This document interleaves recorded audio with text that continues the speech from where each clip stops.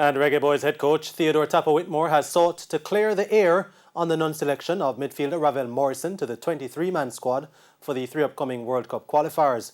Whitmore, who was speaking on Hits 92 FM's Sports Grill this evening, says Morrison's omission has nothing to do with discipline. It was a tough decision. We know the quality that Ravel Morrison brings to the team. But I think we have some challenges where we have to make decisions. Again, we only allow 23 players. And if you look on it, we won't have a Ravel Morrison for the US game. We won't have a Anthony Grant for the US game. And again, Ravel is an important player to our unit, but at times we have to make some tough decisions. So it has nothing to do with anything other than just coach. It's just come down to coach's decision.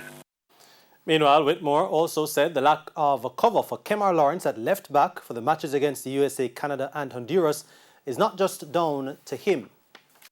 Again, Amari Bailey, some personal reasons, which I can't speak publicly, but most of them is just, and again, yes, no, some of the decisions are personal where players is concerned. And again, as I said to you earlier, is that we have three crucial games coming up, and I don't think we can have players only coming in for one game or two games. We need players for all three games.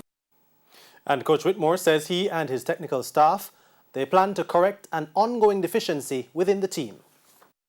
I have some concern, and the technical staff will be working to make sure that these concerns we have sorted out, and one of them is I think we are conceding goals, and that is something that we need to look on. I think we have enough firepower, attacking players going forward who can get us goal